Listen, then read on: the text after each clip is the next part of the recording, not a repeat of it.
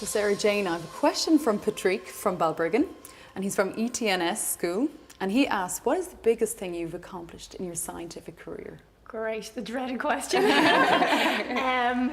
I suppose securing my position as a PhD student, because that kind of opened up loads of windows from there that I wouldn't be doing what I am now, and from that as part of it I got to go work at the Olympics in the base camp with the athletes, and then now I'm part of the development of a new protocol for minimum weights for jockeys.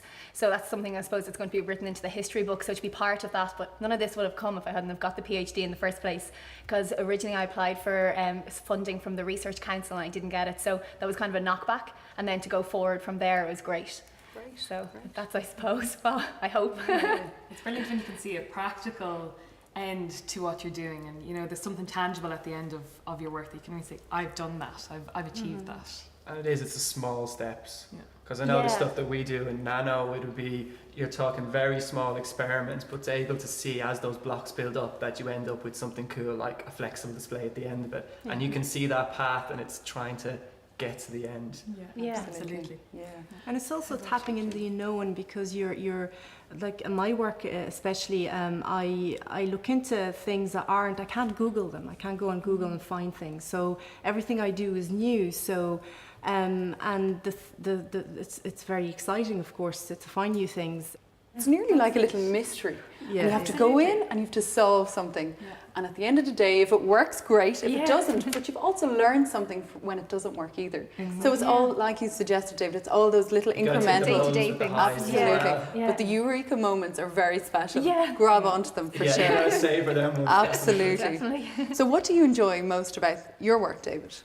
Wow, what do I enjoy? Well, I'm still doing it. Diversity, I think, is the big one. Great. Like, you don't want to be bored, you don't want to be kind of dreading going into work. You're not going to love your job every day of the week, but if you can kind of go in and kind of go, not look forward, but you want to, as you said, strive to get that result and figure it out.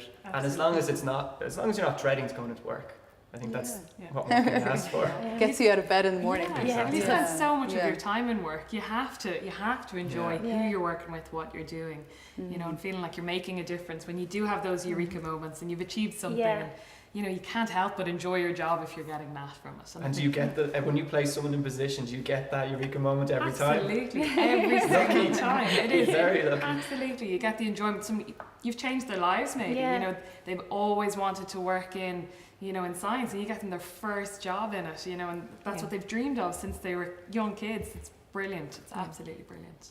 Great, well that's really good. So just while we're on that, actually placing people from science into jobs, do you think there's a high demand for students with combined science and technology and engineering and maths kind of skills? Yeah, it's definitely increasing more and more. Like, I've been recruiting for the last 7 years, and I've seen it more and more over the past 2-3 years, the increase in demand for people who really are, are tech savvy, who understand how to use computers at a more advanced level. You know, and I think everyone now has good basic skills, but it's coming in more and more that people need to have more advanced skills in it. And then there's more overlap between the pharmaceutical sector and the medical device sector, and medical device and biotechnology, and the lines are blurring much more now. So there's a big increase in demand for people who can do a bit of everything.